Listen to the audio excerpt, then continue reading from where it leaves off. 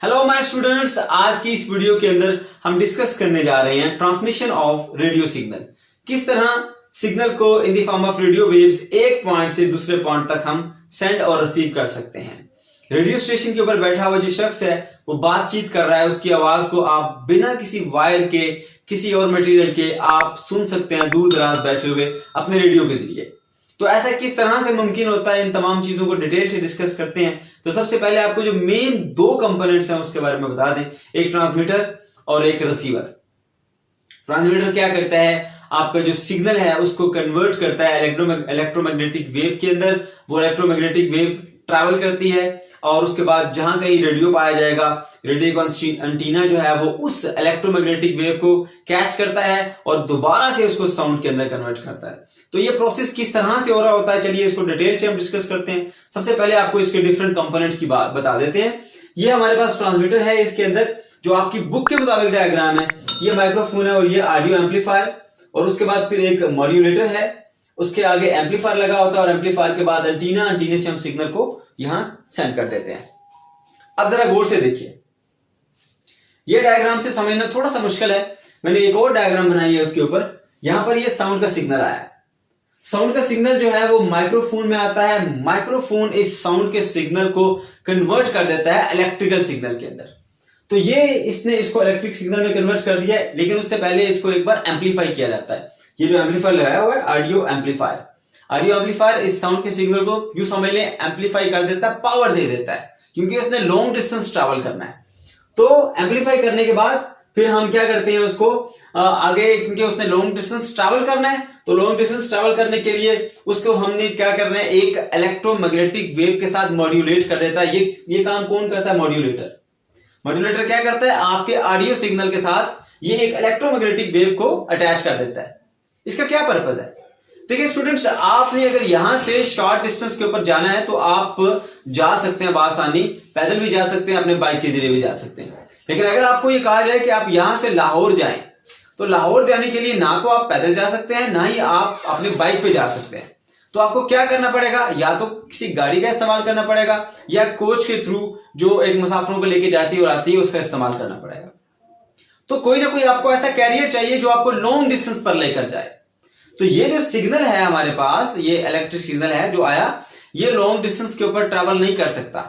अगर हम वायर की बात करें, जैसे हमने टेलीफोन वायर की बात की थी, तो वायर की जब लेंथ बढ़ जाती है तो उसकी रेजिस्टेंस बढ़ जाती है, उसकी वजह से ये जो सिग्नल है लॉन्ग डिस्टेंस के ऊपर ट्रैवल नहीं कर पाता।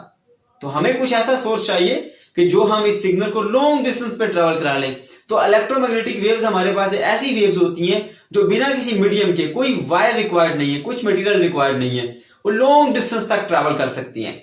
तो हमने इसको फिर क्या किया, इसके साथ, इस सिग्नल के साथ एक इलेक्ट्रोमैग्नेटिक वेव को मॉड्यूलेट करा दिया।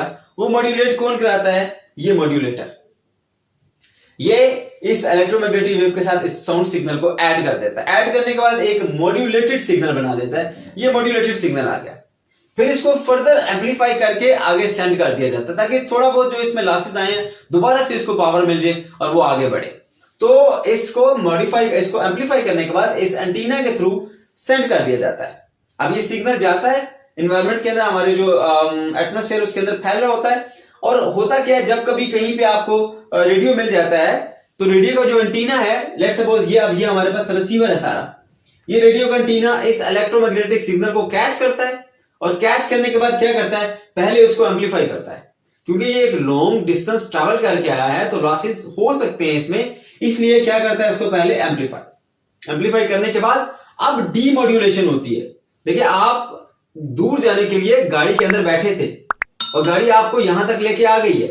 अब आप गाड़ी से उतर जाएंगे, हट जाएंगे, गाड़ी चली जाएगी, आप अपनी मंजिल पे चले जाएंगे। इसी तरह से यहां पर भी जो सिग्नल आ गया है उसको एम्पलीफाई कर दिया है, अब वो अपनी डेस्टिनेशन में पहुंच चुका है। यहां पर डीमॉड्यूलेशन होगी, यानी जो इलेक्ट्रोमैग्नेटिक वेव आपके साउंड सिग्नल के साथ अटैच की थी, जो लॉन्ग डिस्टेंस तक ट्रैवल करा के आई है, अब उस इलेक्ट्रोमैग्नेटिक वेव को सेपरेट कर दिया जाता है दोबारा से। मॉड्यूलेशन में इन दोनों को ऐड किया गया था, अब क्या किया, इन दोनों को सेपरेट कर दिया गया, ये अलग होगी और ये अलग होगी। तो यहां पर हमारा जो रिक्वायरमेंट है वो ऑडियो सिग्नल है, तो उस ऑडियो सिग्नल को दोबारा से एम्पलीफाई करने के बाद स्पीकर के थ्रू उसको साउंड के अंदर चेंज कर दिया जाता है। تو اس طرح سے ہم جو ہے وہ ریڈیو ٹرانسمیشن کر سکتے ہیں، یعنی ریڈیو سگنل کو ایک لوکیشن سے دوسری لوکیشن تک سینڈ ریسیو کر سکتے ہیں. اوکے، تو اب کچھ اسٹوڈنٹس کو یہ کنفیوژن ہوتی ہے کہ یہ اینٹینا کس طرح سے کام کرتا ہے اور کس طرح سے ایک الیکٹرو میگنیٹک سگنل کو جنریٹ کرتا ہے. تو اس کا بھی آپ کو بتا دیتے ہیں. کچھ اسٹوڈنٹ جو بہت اچھے ہوتے ہیں وہ یقیناً یہ کوشچن کرتے ہیں. تو آپ کی بک میں تو یہ چیز نہیں ہے، لیکن چلیں ایکسٹرا انفارمیشن کے طور پہ آپ کو بتا دیتے ہیں کہ آخر ہو کیا رہا ہوتا ہے. بیسیکلی یہ جو آپ کا اینٹینا ہوتا ہے یہ اس طرح کے ایک راڈ پر مشتمل ہوتا ہے. اب اسٹوڈنٹس یہ کوشچن کرتے ہیں کہ سر ایک اینٹینا کس طرح سے الیکٹرو میگنیٹک سگنل کو سینڈ کرتا ہے اور ریسیو کرتا ہے، وہ بھی ہمیں بتا دیں. تو چلیے، آپ کی بک میں تو یہ پوائنٹ نہیں ہے، لیکن میں آپ کو یہ پوائنٹ بھی کلیئر کر دیتا ہوں کہ کس طرح سے سگنل جو ہے وہ سینڈ ہوتا ہے اور ریسیو ہوتا ہے الیکٹرو میگنیٹک سگنل.